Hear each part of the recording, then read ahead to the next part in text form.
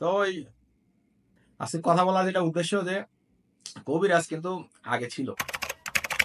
কবিরাজ এটা ছিল এবং এটা ভালো প্রভাব ছিল। কারণ কি? কারণ তখন তো ডাক্তার ছিল না। ওই আমার যে পুঠিয়া গ্রাম থেকে ওই বানেশ্বর বাজারে তখন মাত্র একটা এমবিবিএস ডাক্তার পাওয়া যাইত। আলম ডাক্তার না কি নাম আমার নানারা বলত আরকি। কিন্তু এখন আপনি দেখবেন পুঠিয়াতেই প্রতি শুক্রবারে ৮-১০ জন ডাক্তার পাওয়া যাচ্ছে এবং স্পেশালিস্ট ডাক্তারও বসে। আপনার আশেপাশে খোঁজ নিয়ে দেখবেন নিউরো মেডিসিনের স্পেশালিস্ট ডাক্তারও কিন্তু শুক্রবারে আপনি আপনার কাছাকাছি পাবেন। শহর থেকে এরা কিন্তু শুক্রবারে করে যায়। বৃহস্পতি, শুক্রবার খোঁজ নিলে পাবেন। তো এটা আরকি সুবিধা যে আপনি বাড়ির কাছে একটা স্পেশালিস্ট ডাক্তার এই ৳৫০০-৬০০ দিয়ে দেখাইতে পারতেছেন। এটা বড় সুবিধা। তো এই এখন এই যুগে আইসা আপনি চিকিৎসা কবিরাজের কাছে নিবেন, এই জন্ডিসের মালা কবিরাজের কাছ থেকে খুঁজবেন।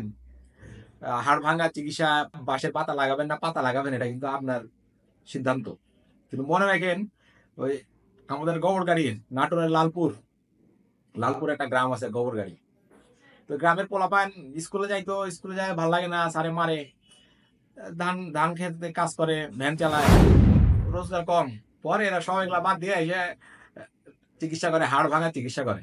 এখন দুমায় লোকজন যায়, বাতা লাগা, পাতা লাগা। এখন বিশাল রমরমা ব্যবসা। তখনকার পোলাপান কিন্তু স্কুলে যায় না বা ওই ভ্যান গাড়ির কাজও করে না। ক্ষেত খামারের কাজও কিন্তু ওগুলা কমায় দিছে। দেখবেন বেশিরভাগ লোকই কিন্তু ওখানে ওই মানে হাড় ভাঙার চিকিৎসা করে আরকি। তার মানে ওদের কাছে যাবেন নাকি ডাক্তার দেখাবেন এটা আপনার সিদ্ধান্ত।